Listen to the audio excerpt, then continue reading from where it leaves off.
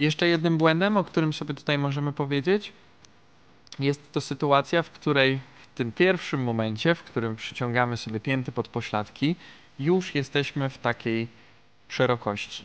Według mnie powinniśmy być troszkę węziej, tutaj mam myszkę mniej więcej w tych okolicach, dzięki czemu będziemy w stanie przegarnąć naszymi stopami, palcami dotartymi ku górze, przegarnąć więcej tej wody do tyłu. Mijając tą pozycję, widać, że już kolana są dość szeroko otwarte i nasze stopy podczas wykonywania ruchu zaczynają swoją przygodę już odtąd. Jeśli mielibyśmy nogi węziej, wtedy ten ruch by był bardziej krągły, bardziej pełny. Natomiast tutaj bazujemy tylko na tym, co nam zostało, czyli ten ruch zaczyna się jak taka piramidka, a nie zaczyna się od początku do końca. To też według mnie na samym początku warto jest zwrócić na to uwagę, a jaki kto później sobie styl wybierze podczas wieloletniego treningu, jak mu będzie wygodniej, to już zależy od niego. Natomiast na sam początek polecam dopilnowanie tego. No i paluszki troszkę bardziej zadarte ku górze. Kiedy mamy problem z tym, że w momencie, kiedy uginamy nogi, za bardzo nam uciekają kolana, można zrobić to, o czym sobie już mówiliśmy, czyli w siadzie po prostu siedzimy blisko brzegu, blisko spadku basenu i wykonujemy sobie te ruchy. Można również popłynąć na plecach, głowę mieć postawioną do góry, tak żeby czuć, kontrolować, jak te kolana nam się zachowują. Sytuacja normalne nogi do żabki, tylko że w odwróceniu. Teraz płyniemy na plecach, uginamy, pięty dochodzą nam do pośladków, kolana są złączone i dopiero w momencie kopnięcia nam się rozchodzą.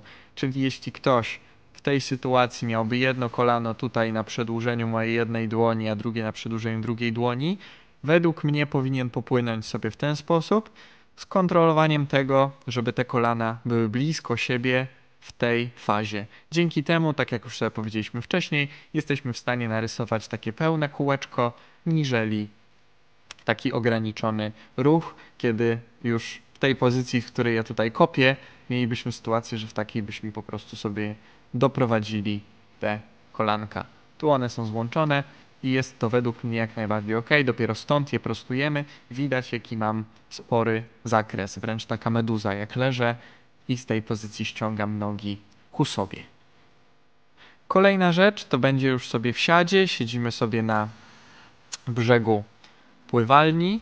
Fajna sprawa, ponieważ siedząc w ten sposób, blisko tego spadku, w momencie kiedy uginamy nasze nogi, kiedy pięty nam dochodzą w okolice tych płytek, to już jest prawdopodobnie ta odległość, którą powinniśmy mieć zachowaną, jak płyniemy normalnie, czyli nie jesteśmy na tym brzegu, tylko po prostu przemieszczamy się w wodzie, więc po pierwsze daje nam to punkt odniesienia, gdzie te stopy powinny nam się zatrzymać.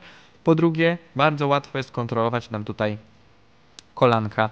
Jeśli mielibyśmy sytuację, gdzie takie wyraźne V by nam się robiło między kolanami, to jest za bardzo już uciekanie kolanami na zewnątrz w momencie przyciągania pięt do pośladków. Więc to też fajnie sobie tutaj można łatwo uzmysłowić. Uginam, kolana są wręcz złączone, na początek możemy tak robić, rozchodzą nam się na zewnątrz, paluszki nam uciekają ku górze, mamy je postawione do góry i całość zaczyna się od początku. Więc fajnie, jako następny krok, zrobić to sobie jeszcze nie wchodząc do wody, ale już częściowo się w niej zanurzając.